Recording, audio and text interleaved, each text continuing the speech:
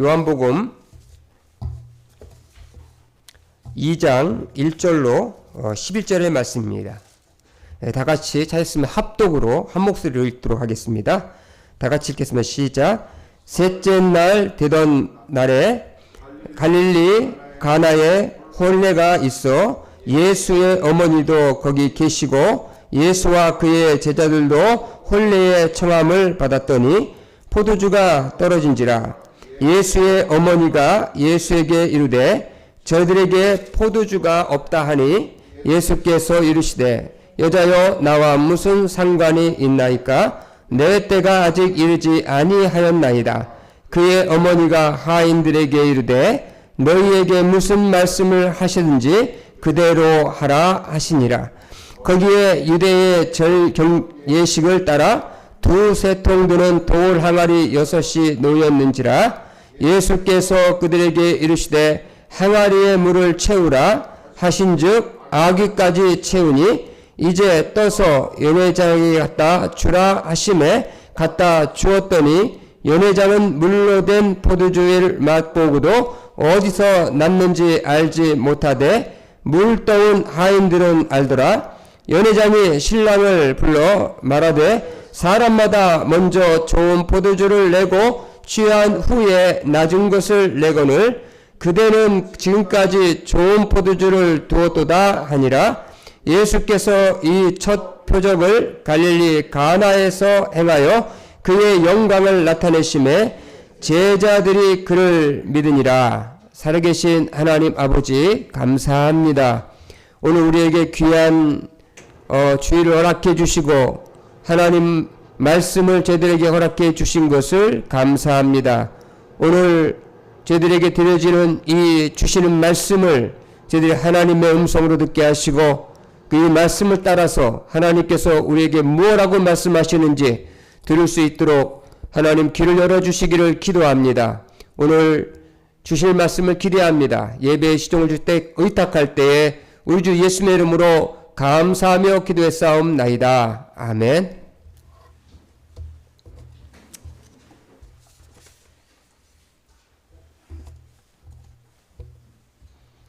여러분 지금은 혼례식이 있거나 잔치가 있으면 자신이 알고 있는 사람들에게 초청장을 이렇게 보내지 않습니까? 그런데 예전에는 우리가 어릴 때에는 동네에 뭐 잔치가 있으면 인편을 보내서 잔치가 며칠 날 있으니까 오라고 그렇게 통보를 이렇게 합니다.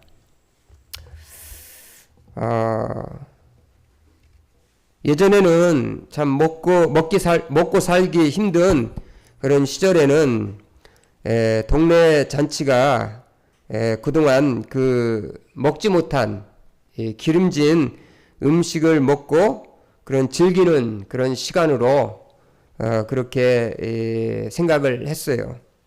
그래서 잔치는 굉장히 축제의 시간이고 즐거움의 시간이고 또 행복한 그런 시간이라고 얘기할 수가 있습니다. 지금도 중동에서는 뭐 결혼식이나 이런 잔치가 있으면 온 동네 사람들이 며칠씩 잔치를 이렇게 벌입니다. 특별히 유대 풍습 가운데 결혼식은 매우 중요하게 생각하기 때문에 보통 한 일주일 정도씩 그런 결혼식을 하게 되거든요. 그런 잔치를 통해서 거기에 참석한 사람들은 결혼하거나 또 잔치를 주최하고 있는 당사자들을 축하하고 하는 그런 시간들을 갖는 게 하나의 풍습이라고 얘기할 수가 있습니다. 오늘 이렇게 본문을 보면 여기 요한복음 2장에도 하나의 잔치가 나오는데 그 잔치는 가나에서 있었던 갈릴리 가나라고 하는 지역에 있었던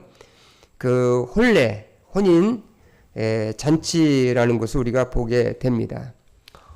이 갈릴리 가나는 예수님이 탄생한 그 나자렛 동네에서 얼마 떨어지지 않은 약 한 13km 정도 떨어져 있는 그런 지역인데, 그곳에 오늘 본문을 보니까 예수의 어머니라고 얘기하는 마리아도 거기 참석했고, 또 예수님도 그리고 그 예수님의 제자라고 얘기하는 몇 명의 사람들이 그렇게 함께 참석을 한 것을 우리가 이게 보게 됩니다. 근데 오늘 여기 그 갈릴리 가나의 혼인잔치는 우리가 너무나도 잘 아는 그런 말씀이라고 볼 수가 있어요. 그래서 예수님이 갈릴리 가나에서 그 물로 포도주를 만든 그런 사건이 있었기 때문에 우리는 이 이야기를 잘 알고 있습니다.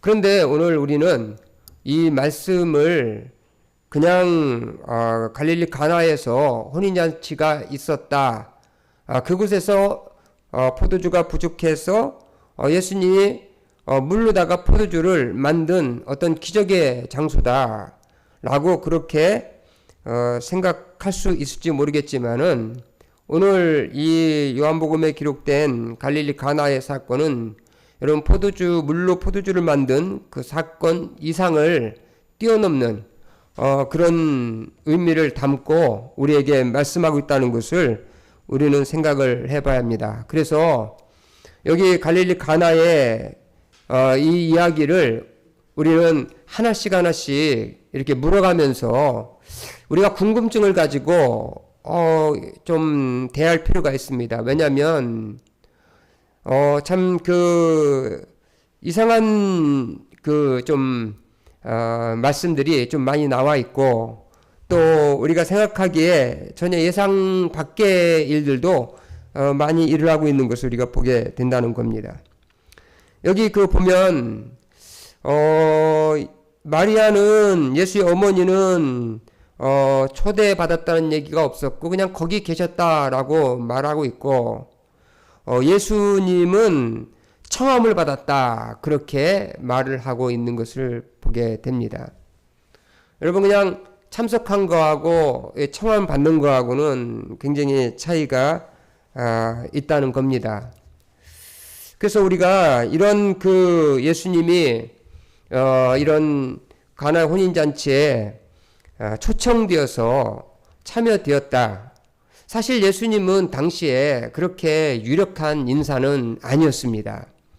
왜냐하면 침례 요한으로부터 침례를 받고 갈릴리 가버나움에서 제자 요한과 그리고 베드로와 안드레 이 제자들을 만난 이후에, 그리고 나다네를 또 만났단 말이죠. 그리고 3일 후였기 때문에 그렇게 오랜 기간이 지나지 않은 그런 시간이었어요.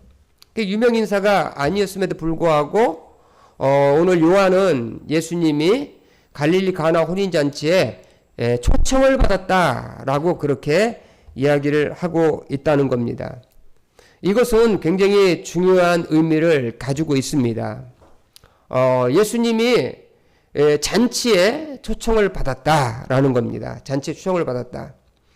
우리는 요한복음 1장에서 예수가 누구인지에 대해서 우리는 잘 알 수 있습니다. 예수님은 하나님과 함께 계셨던 분이고, 그분은 곧 말씀이고, 말씀으로 세상을 창조할 때 함께 했던 분이고, 그분은 생명의 빛이고, 그분은 빛으로 세상에 오셨는데, 요한복음 1장에서 자기 땅에 오매 자기 백성들이 영접지 아니했으나, 그렇게 말하는 것으로 볼 때에 유대인들은, 이스라엘 백성들은 이 땅 위에 예수 그리스도께서 새로운 창조주로서 이 땅에 오셨음에도 불구하고 예수님을 이렇게 영접하지 않았다는 거죠. 예. 그분이 이 세상을 창조하시고 또 이 세상을 말씀으로 조성하셨던 그런 분이시고, 그분이 땅의 주인인데 그분을 초대하지 않았다는 거죠. 이스라엘 백성들은 초대하지 않았다는 겁니다. 그런데 오늘 2장에서 가나의 혼인잔치에서는 예수님을 어떻게 했다고요? 초청했다는 것입니다. 초청했다는 것입니다. 여러분, 이 가나의 혼인잔치라고 하는 이 잔치는 인생에 있어서, 이 세상에 있어서 즐거움을 얘기하고 있고 기쁨을 얘기하고 있는 겁니다. 우리의 삶의 자리가 기쁘고 또 우리의 삶의 자리가 행복하고 우리의 삶의 자리가 축제가 있는 그런 자리인데, 그런 자리를 그런 자리 속으로 예수님이 이렇게 들어왔다는 겁니다. 다시 말하면 예수님이 이 세상 속으로 들어왔다는 거예요. 들어오셨다는 겁니다. 근데 들어와서 보니까 오늘 여기 가나의 혼인잔치 속에 문제가 생겼어요. 그것은 뭐냐면 오늘 마리아가 보니까 여기 예수님의 어머니가 보니까 이 잔치 도중에 포도주가 부족한 겁니다. 포도주가 떨어진 겁니다. 여러분, 잔치에 있어서 음식이 떨어진다는 것은 잔치를 배설한 사람에게 있어서는 굉장하게 치명적인 거죠.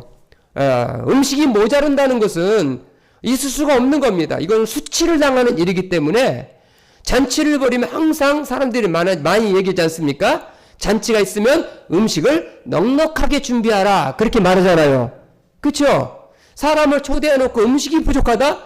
그러면 그것만큼 낭패스러운 일이 없는 겁니다. 없는 거예요. 그래서 음식을 많이 준비하는 거예요. 여러분, 제가 결혼할 때에도 여기 살아가 있는 세화식장에서 결혼을 했는데, 그때 결혼식에 이 손님들이 굉장히 많이 참석을 했어요. 제가 알기로는 두 집 합해가지고 한 700~800명 온 것 같은데,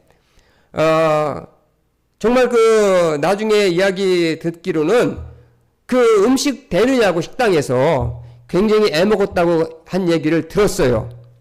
근데 우리 저기 서석승 집사라고 하는 양반이 있는데, 저 양반이 아주 젊었을 때는 한가닥 했고 지금 좀 이렇게 살았거든요. 그래서 와가지고 나한테 그러더라고요. 그때 목사님, 저는 거기서 2그릇을 먹었다고 이렇게 얘기하더라고요. 2그릇을.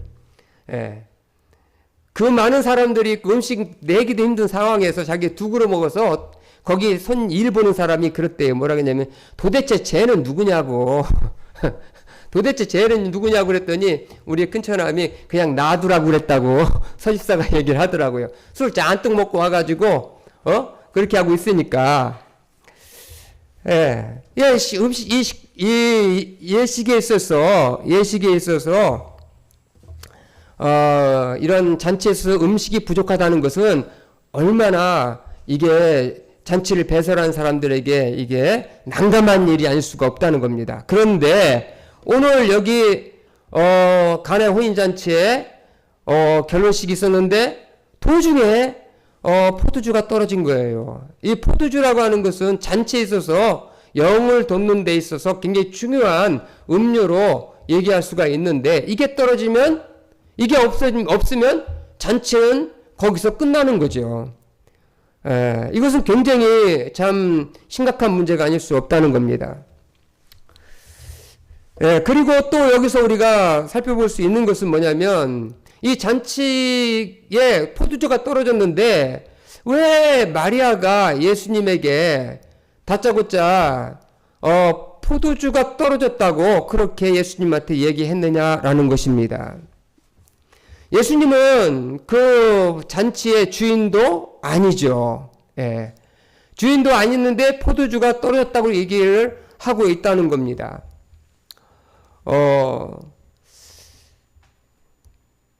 이 마리아가 왜 예수님에게 이런 말씀을 했을까라는 겁니다. 왜 포도주가 떨어졌다라고 이렇게 얘기했냐라는 거죠. 그리고 예수님은 또 마리아의 이 말을 듣고 뭐라고 말하냐면은, 여자여, 그것과 나와 무슨 상관이 있느냐?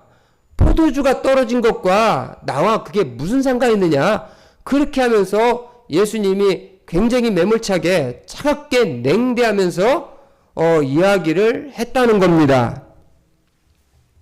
여러분, 그럼에도 불구하고 예수님의 어머니 마리아는 뭐라고 말했냐면 하인들을 시켜서 예수님이 뭐라고 말씀하시든지 너희들은 그대로 하라고 그렇게 또 얘기를 했다는 겁니다. 예수님 분명히 거절의 의사를 보였음에도 불구하고 내 때가 되지 않았다고 분명히 또 얘기를 함에도 불구하고 그렇게 얘기했다는 거예요. 여기서 예수님이 내 때가 되지 않았다고 얘기하는 말도 우리가 이해하기가 굉장히 어려운 말입니다. 그냥 뭐 나와 상관이 뭐 있느냐라고만 말했으면 됐는데 내 때가 되지 않았다고 그렇게 또 얘기를 하고 있다는 겁니다. 그리고 여기 마리아가 하인들을 시켰을 때 그대로 하라고 했을 때에 하인들이 또 군말하지 않고 예수님이 말하니까 그대로 가서 또 행했다는 거예요. 오늘 여기 성경 보니까 예수님이 밖에 보니까 결례를 행하는 돌항아리 6개가 있는데 거기에는 약 이 6개가 450리터 정도 되는 큰 항아리예요. 이 6개 항아리에. 그 항아리에 두세 통 드는 그런 물을 담을 수 있는 항아리인데 그 항아리는 밖에 있었고 그 항아리는 또 그냥 돌 항아리로 되어 있었고 그 항아리는 그냥 포도주를 담아놓는 그런 항아리가 아니라 정결케 하는 또 항아리였다는 겁니다. 여러분 궁금하지 않으세요? 이 말씀이 여러분 궁금하지 않습니까? 읽어가면 갈수록 이 말씀은 궁금한 점이 많아요. 여러분 하나님 말씀이 그냥 간단하게 이 사건 예수님이 가나 혼잔치에 가가지고 물로 포도주 받는 사건이구나. 그러니까 예수님 믿으면은 이런 기적 같은 역사가 일어나는구나. 그렇게 생각할 것이 아니라 여기에는 정말 우리에게 말씀하시고자 하는 그 의도를 가지고 요한이 이 말씀을 우리에게 지금 하고 있다는 것을 생각하면서 우리에게 이 말씀에 대한 궁금증을 가져야 된다는 것입니다. 그리고 한 번도 보지 못한 듣도 보지 못한 젊은 예수가 와가지고 하인들한테 이렇게 물을 떠다가 부라게 했으니까 하인들이 이 군말도 안 하고 불평도 안 하고 그대로 갔다가 거기 물을 채웠는데 어디까지 채웠느냐? 아기까지 물을 꽉 채웠다는 거예요. 꽉 채웠다는 겁니다.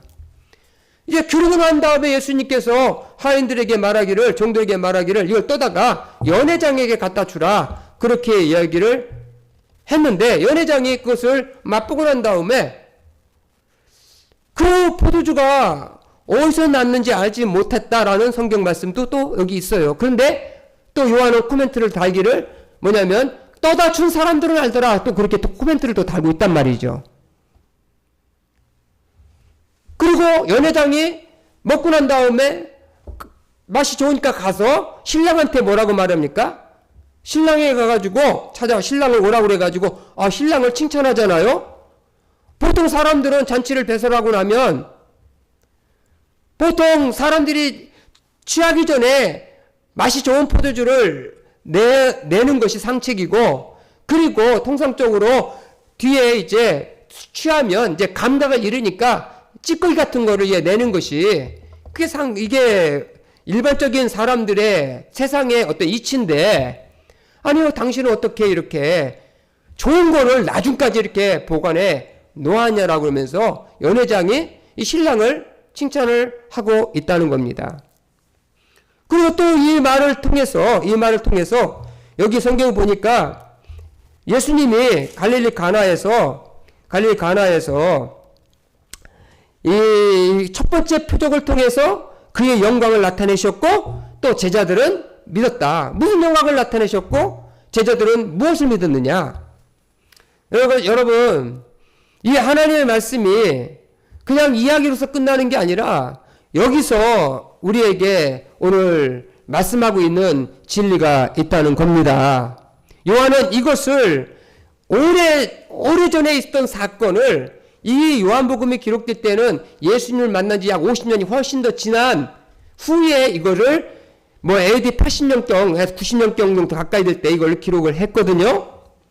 그때의 이야기를 하면서 요한의 교회의 성도들에게 지금 말씀을 하고 있는 겁니다. 예수님의 이 가나의 혼인잔치의 포도주의 사건을 통해서 말씀하시고자 하시는 것, 우리가 두 가지 것을 우리가 살펴볼 수 있는데, 첫 번째 것은 뭐냐면 이 세상의 결핍은, 인생의 결핍은 오직 예수 그리스도만이 충족시킬 수 있다라는 것을 말씀하고 있다는 것입니다. 뭐라고요? 세상의 결핍은 오직 예수 그리스도만이 채워줄 수가 있다라고 말씀을 하고 있다는 것입니다. 여러분, 가나의 혼인잔치에서 포도주가 모자랐다는 거죠. 이 가나의 혼인잔치는 이 세상의 우리들의 삶을 얘기하고 있는 겁니다. 이 우리들의 삶에 인생에 이 세상에 결핍이 있다는 거예요. 예, 모자람이 있다는 것입니다. 충분하지 않고 충만하지 않다는 것입니다. 여러분, 세상 살면서 결핍을 느낍니까? 결핍을 느끼지 않습니까? 느끼고 있죠. 가장 결핍 느끼는 게 뭐야? 돈. 돈을 가장 결핍을 느끼고 있죠. 돈은 있어도 계속 부족한 게 돈이잖아요. 그죠? 항상 결핍을 느끼고 있어요. 그래서 집도 요즘에 그렇게 많이 지어대는데도, 우리 재훈경제 그러더라고. 아유, 목사님, 집을 그렇게 많이 지어대는데도 왜 집이 모자랄까요? 집이 모자랄까요? 세상에 채워지는 게 어디 있습니까? 그죠? 세상에 인간에게 충만하고 인간의 마음에 충만히 만족할 만한 게 어디 있어요, 세상에? 그죠? 먹어도 족함이 없는 게 세상인데, 채워도 끝이 없는 게, 밑빠진 독을 가지고 있는 게 인간의 욕구잖아요. 그렇잖아요? 여러분, 사랑도 결핍 가운데 우리가 살잖아요. 늘 사랑에 우리는 굶주려 있잖아요. 그죠? 누가 나를 하나 조금이나 인정해 주지 않고, 누가 조금 사랑해 주지 않고, 그러면 내 마음이 벌써부터 굉장히 참 상처가 되고, 그거로 인해서 많은 참 우울해지고 스트레스를 받잖아요. 그렇잖아요? 사랑의 결핍을 우리가 느끼고 있잖아요. 관계의 결핍도 느끼고 있지 않습니까? 여러분, 그래서 어릴 때에 아이들에게 여러분 정말 사랑을 충분히 받아야 될 시기에 어린 영아 시대에 주지 않으면 아이들에게 애착 현상이 불안정 애착 현상이 일어나잖아요. 그 사랑의 결핍이 생기잖아요. 그러면 그 아이가 자라면서 나중에 건강한 아이로서 인공관계를 잘 하지 못하고 살고 있다고 그 심리학자들은 얘기하고 있지 않습니까? 세상에는 결핍투성이에요. 자원도 결핍이고요. 여러분, 우리가 살아가는 데 있어서 결핍이 투성이기 때문에 우리는 늘 우리의 마음속에 바라는 것은 즐거움이고, 바라는 것은 축제 같은 인생이고, 바라는 것은 잔치를 베푸는 인생이잖아요. 그죠? 행복한 그런 삶을 바라잖아요. 근데 그게 다 채워집니까? 이루어지지도 않고 채워지지도 않지요. 우리 경훈이 아빠가 어저께 와서 그러더라고요. 8시, 9시 되니까 손님이 없대. 아주 그냥 텅텅 거리가 텅텅 비어있대. 그러면서 한다는 말이, 아이고, 우리나라 사람들의 술사랑이 보통이 아니라고 그러더라고요. 또 술사랑이 보통이 아니라고. 콜이 하나 떴는데 어디에 떴냐면은 보니까 여의도 고수부지로 떴더래.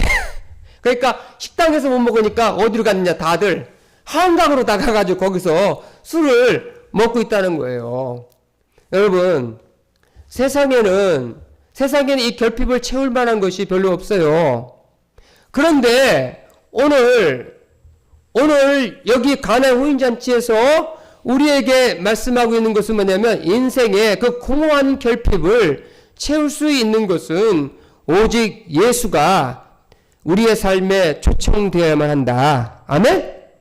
예수가 우리의 삶에 들어와야만 모자랐던 포도주가 채워지듯이 우리 인생에 필요한 것들이 채워질 수가 있다는 것입니다.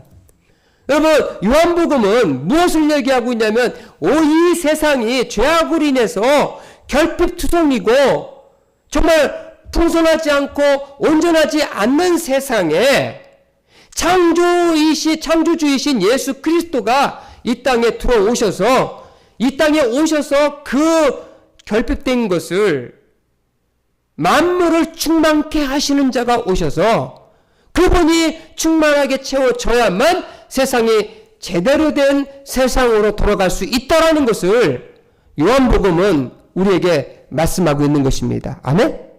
그래서 요한복음 첫째 1장에서 말하고 있는 게 뭡니까? 태초에 말씀이 계시니라 이 말씀이 하나님과 함께 했으니 이 말씀은 곧 하나님이시다.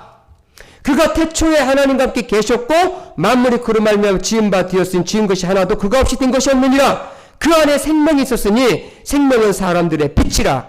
빛이 어둠에 비치되 어둠이 깨닫지 못하더라. 그렇게 말하고 있는 걸 봅니다. 여러분, 이 세상이 어두워지고 이 만족이 없고 결핍투성인 세상 가운데에서 예수 그리스도가 들어와야만 그 세상이 잔치의 세상이 되고 축제의 세상이 되고 기쁨의 세상이 될 수가 있다는 겁니다. 그래서 오늘 요한복음 뭐라고 말하냐면 1장에 예수 그리스도를 영접하라고 말하고 있는 겁니다.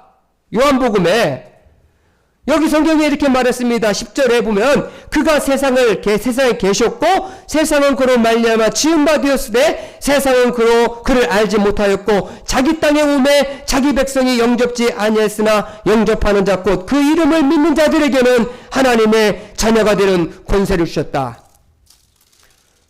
여러분, 예수 그리스도를 영접을 하고 받아들여야 된다는 겁니다. 그래야지만이 인간의 결핍 문제, 인간의 근본적인 채워지지 않음의 문제가 해결될 수 있다는 거예요. 무슨 말인지 이해가 되십니까? 그것을 깨달아야 된다는 겁니다. 그걸 깨달아야 된다는 거예요.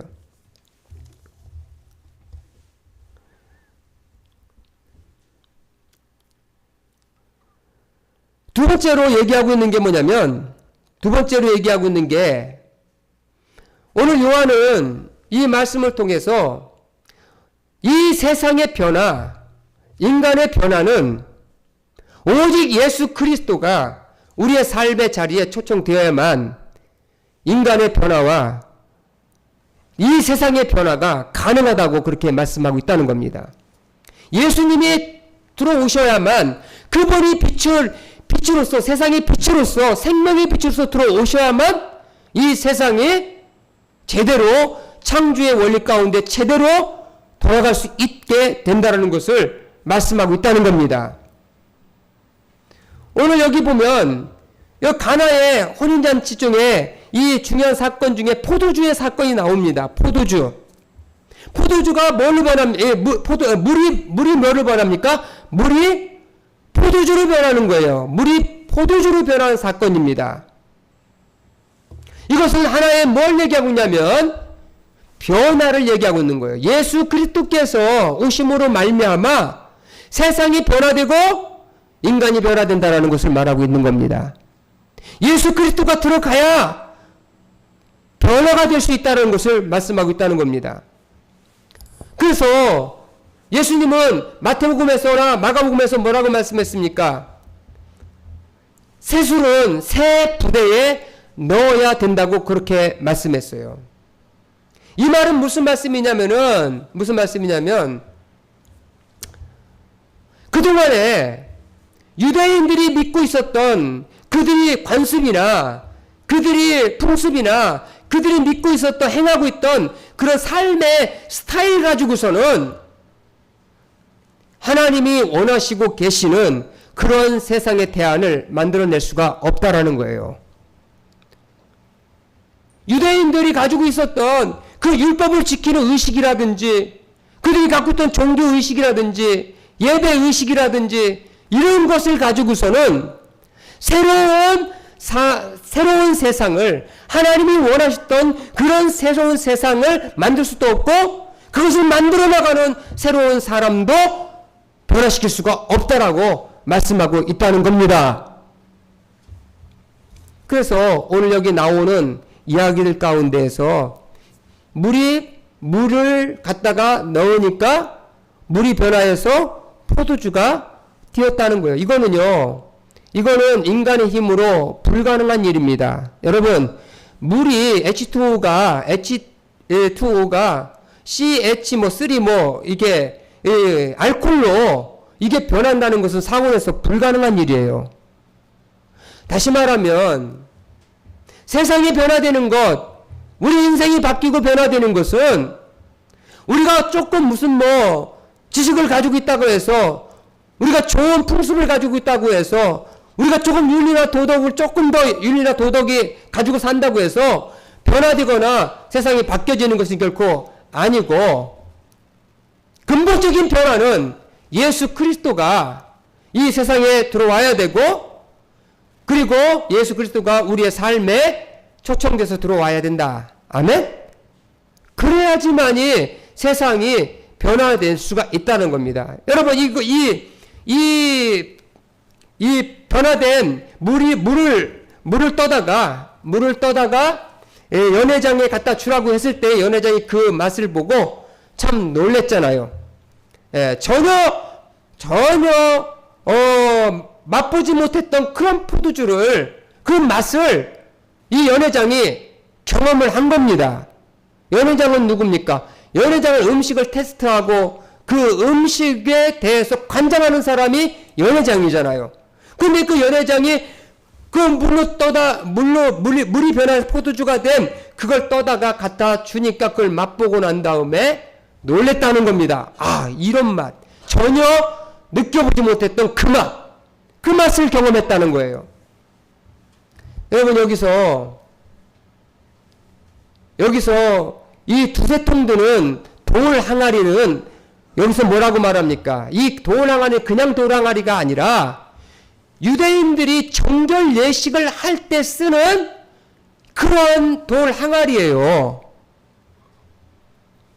여러분, 이 항아리에 담겼던 물을 떠다가 유대인들이 먹는다는 것은, 이거는 도저히 있을 수가 없는 일입니다. 아니, 어떻게 거룩하게 정결 예식을 하는 물항아리에 있는 물을 떠다가 먹는다? 이건 불가능한 일이에요. 다시 말하면 유대인들이 담고 있었던 그러한 이 유대의 그런 풍습이나 관습이나 그들의 삶의 방식이나 이런 것들 가지고는 인생을 만나게, 인생을 이 기쁘게 잔치를 벌일 수 있을 만큼 그런 새로운 맛을 줄 수 있는 그런 것을 제공해 줄 수가 없다는 거예요. 이것은 누가 가능하느냐? 예수 그리스도만이 들어와야, 예수 그리스도께서 들어오셔야만 그게 가능하다는 겁니다. 아멘? 그래서 여러분, 우리들의 인생 안에 예수가 제대로 들어와야 돼요. 예수님을 제대로 영접을 해야 합니다. 예수 그리스도를 영접하고 그분이 하신 일들을 우리가 알아야 돼요. 여러분, 여기 성경에 보면, 오늘 여기 성경에 보면, 여기 이와 같이 물이 변하여 포도주가 되게 하는 데에 있어서 참 놀라운 일들이 일어나는데, 여기 기했던 사람들을 우리가 보게 됩니다. 여기 누구냐면은 예수의 어머니, 여기 마리아가 등장하죠. 이 마리아가 뭐라고 말합니까? 예수님한테 포도주가 모자란다 그랬어요. 여러분, 어쩌면은 이 마리아를 통해서 우리에게 말씀하고 있는 것은 이 세상에 모자람이 투성입니다. 예수님 그렇게 말하고 있는 거예요. 내 인생에 부족함이 투성입니다. 그렇게 이야기하고 있는 겁니다. 여러분들 인생에 모자람과 부족함이 느껴지십니까? 내가 뭔가 부족함이 있고, 내가 뭔가 모자람이 있고, 그런 걸 느끼냐 이거죠. 뭔가 채워줘야만 된다고 생각하는 그런 마음이 없느냐라는 거예요. 그 마리아가 그렇게 질문을 했을 때에 예수님이 말씀하시기를 내 때가 아직 되지 않았다. 그렇게 말하면서 여인이요, 그것이 나와 무슨 상관이 있느냐. 여러분, 내 때라고 얘기하는 것은 아마도 예수님이 십자가에서 이 세상의 모든 사람들 속으로 들어갈 수 있는 그 십자가 사건일 수가 있습니다. 그러나 마리아는, 여기 예수님의 어머니 마리아는 예수님이 매몰차게 무슨 상관이 있느냐라고 아직 내 때가 되지 않았고 나는 당신의 말에 의해서 움직일 사람이 아니라는 것을 말했음에도 불구하고 오늘 마리아가 뭐라고 말하냐면은 하인들한테 예수님이 말씀하시는 대로 그대로 행하라고 말했다는 겁니다. 거절당했음에도 불구하고 이것은 무엇을 말하고 있는 겁니까? 이것은 다시 말하면 세상의 변화는 오직 예수 그리스도의 말씀만이 세상을 변화시킬 수 있을 것이고 또 이 세상의 변화는 오직 그 말씀에 순종할 때만이 변화가 될 수가 있을 것이다 라는 것을 말씀하고 있다는 것입니다. 여러분, 우리가 우리의 인생에 변화되고 세상이 바뀌지 않는 것은 진리 대신 예수 그리스도의 말씀을 따르지 아니했기 때문에 그렇습니다. 여러분, 요한복음 1장 14절에 뭐라고 말씀하시죠? 우리가 그의 영광을 보니 독생자의 영광이요 그 안에 보니까 은혜와 진리가 충만하더라 그렇게 얘기했습니다. 우리의 삶의 문제는 뭐냐면 우리의 삶에 만나는 인생 또 변화되는 인생 우리의 결핍이 채워지는 인생 그것은 오직 예수 그리스도가 들어오셔서 그 내 안에서 들어오신 것으로 끝나는 게 아니라 그분이 말씀하시는 그 말씀을 그대로 행하는 것. 아멘? 여기 뭐라고 그랬어요? 마리아는 그대로 행하라고 그랬지 않습니까? 그리고 하인들은 군말 않고 그대로 행했습니다. 군말 달지 않았어요. 잘 들으세요. 군말 달지 않았어요. 여러분, 사람 안 바뀌는 것은요, 결국은요, 사람 바뀌는 것은 말에 의해서 바뀌는 건데, 그 말을 듣지 않았기 때문에 바뀌지 않는 겁니다. 진리의 말을 듣지 않았기 때문에 바뀌지 않는 거예요. 그래서 어떤 사람은 그 말씀이 전해지면 성경에 보니까 돌짝밭 같은 마음이 있고 가시덤불 같은 마음이 있고 길가 같은 마음이 있어가지고 그 말씀을 이게 받아들일 수 없는 견고한 진을 가지고 있는 사람들이 있어요. 누가 말하면은 꼭 그렇게 해야 돼? 꼭 귀신 붙어가지고 꼭 귀신 붙어가 꼭 그 말씀대로 따라 행해야 돼? 그렇게 말합니다. 그러니까 기적을 못 보는 거예요. 그러니까 변화는 경험 못하는 겁니다. 그러니까 인생에 새로운 맛을 내지 못하고 삶이 즐겁지가 않은 거예요. 제가 저 자신을 돌아봐도요. 내가 내 삶에 왜 문제가 꼬이는가 돌이켜보면요. 말씀대로 안 했기 때문에 꼬이는 거더라고요. 내 말씀대로 그렇게 순종 안 했기 때문에 꼬이는 거예요.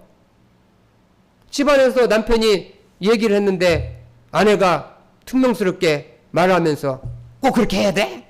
그렇게 말을 하게 되면 꼬이죠.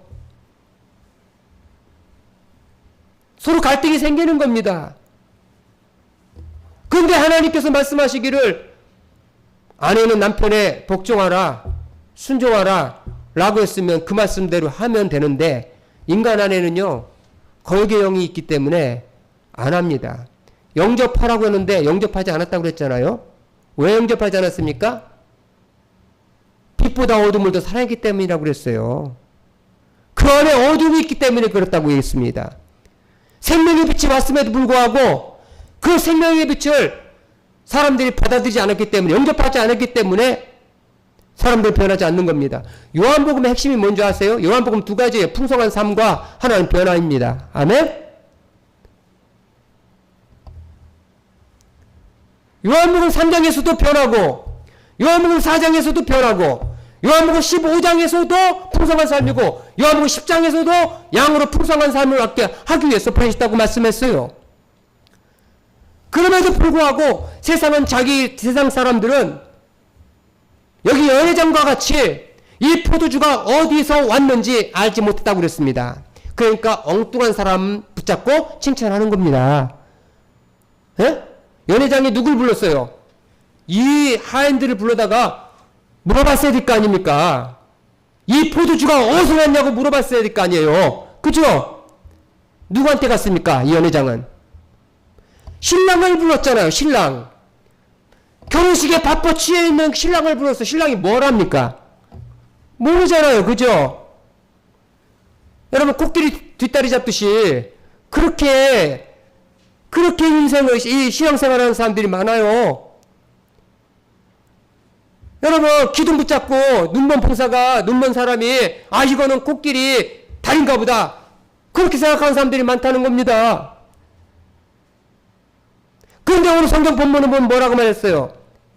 최고의 결핍을 느꼈지만 최고의 결핍 가운데 사는 하인들이었지만 종들이었지만 그들은 말씀대로 순종함으로 말미암아 그들은 뭐를 경험했습니까? 그들은 이 무리 포도주가 변하는 일은 누구로부터 시작됐다는 것을 알았습니까? 예수 그리스도로부터 시작되는 것을 알았다는 거죠. 이게 하인들의 축복이고 이게 하인들의 정말 놀라운 축복이 아닐 수가 없다는 겁니다. 어떻게 가능했습니까? 예수님이 말씀하시는 것대로 순종했기 때문이에요. 아멘? 옛날에 그랬어요. 이런 말 있지 않습니까? 내 말 들으면 자다가 떡을 먹어. 그런 말 들었어요? 안 들었어요? 내 말 잘 들으면 자다가도 떡을 먹어. 왜 우리가 이 땅 위에서 하나님이 원하시는 대로 하나님이 이 땅 위에서 창조에 원하시는 대로 우리가 왜 삶을 살지 못하느냐?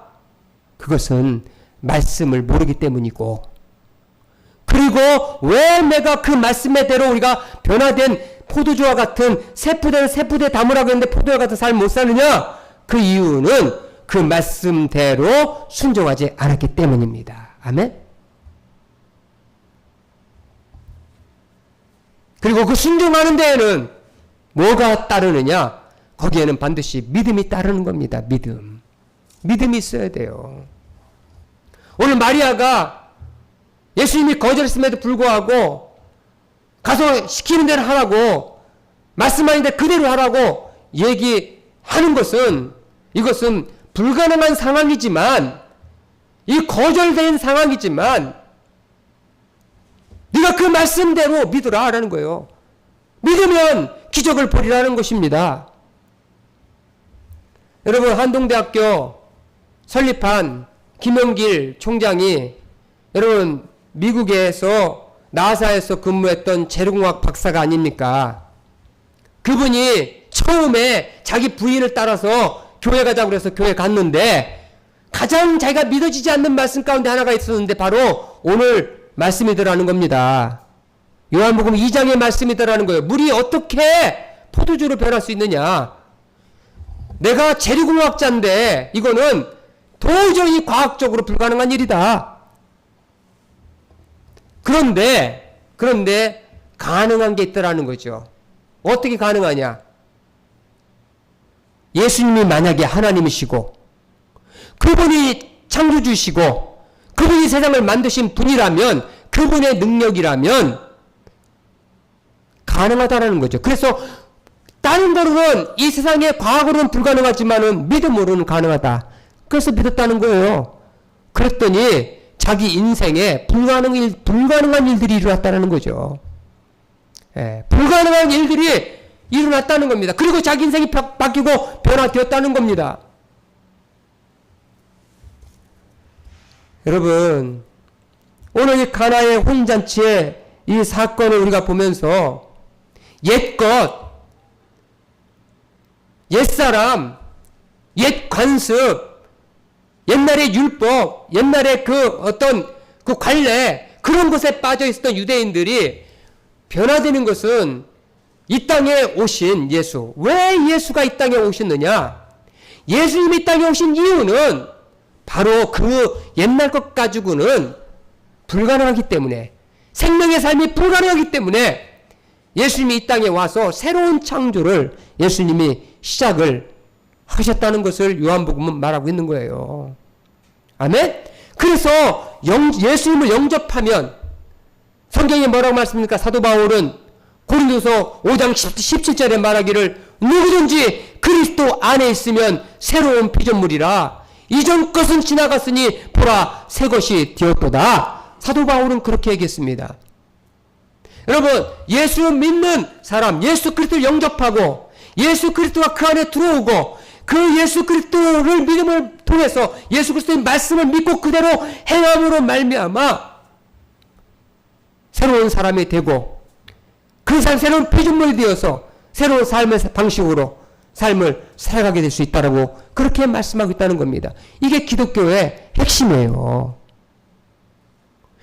오늘 요한복음에서 말씀하고 있는 것은 다른 게 아닙니다. 요한복음에서 말씀하고 있는 이 말씀은 그냥 예수님이 오셔서 믿으니까 물이 변하여 포도주가 된 이러한 그런 기적과 같은 사건이다. 그 이야기를 하려고 한 게 아니라 예수님이 왜 우리의 삶에 들어오셔야만 하는가?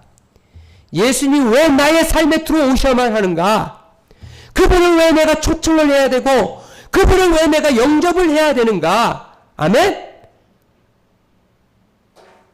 그리고 그분이 오셨을 때에 우리는 그분의 말씀에 우리는 어떻게 해야 되는가? 그분의 말씀에 순종하고 그 말씀을 따라서 그대로 행하면 여러분 우리는 놀라운 하나님의 나라를 우리는 경험할 수 있습니다. 놀라운 하나님의 나라를 볼 수가 있습니다.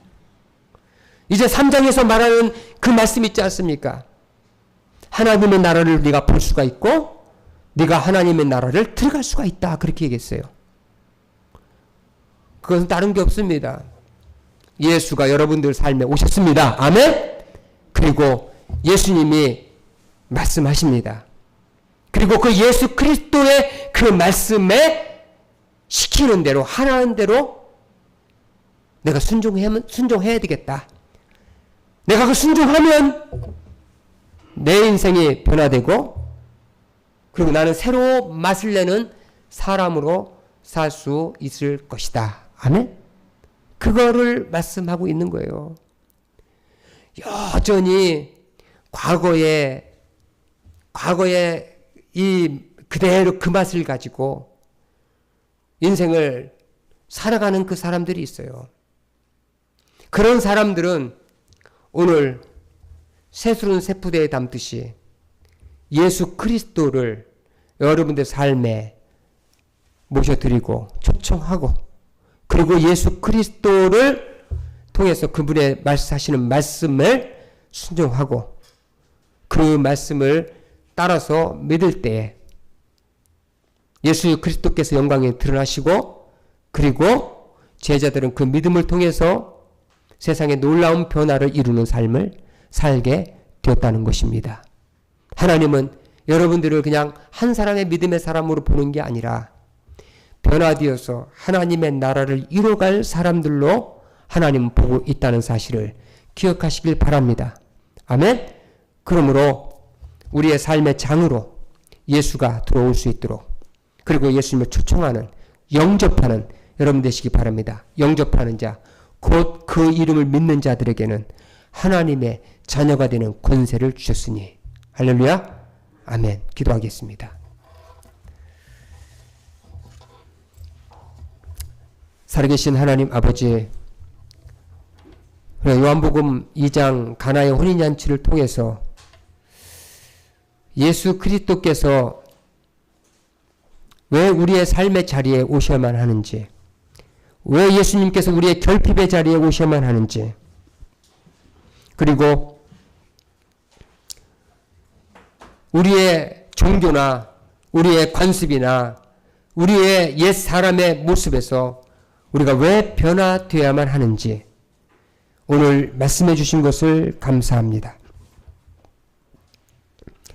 오늘 나의 삶의 중심에 나의 삶의 부족한 자리에 예수님을 초청합니다. 예수님 오시옵소서. 그리고 예수님 나의 구주와 주님으로 나의 새로운 창조자로 나의 생명의 빛으로 오시옵소서. 그리고 예수님 말씀해 주시옵소서. 내가 그 말씀을 따라 살겠습니다. 그러므로 인해서 새로운 맛을 내는 삶으로, 새로운 변화된 삶을 살도록 주님 인도해 주시기를 기도합니다. 우리 주님께서 선하게 역사해 주시기를 소망합니다. 주의 거룩한 역사로 이루어 주시옵소서. 우리를 변화시켜 주시고 성령 하나님께서 인도해 주시옵소서. 오늘도 우리를 변화시키기 위해서, 우리를 새롭게 하시기 위해서, 우리의 삶을 행복하고 축제의 삶이 되게 하시기 위해서, 우리의 결핍의 문제를 해결하시기 위해서 우리를 찾아오신 예수 그리스도, 우리 주님을 영접합니다. 나의 삶의 자리 추천합니다. 오시옵소서. 감사드리며 예수의 이름으로 기도했사옵나이다. 아멘.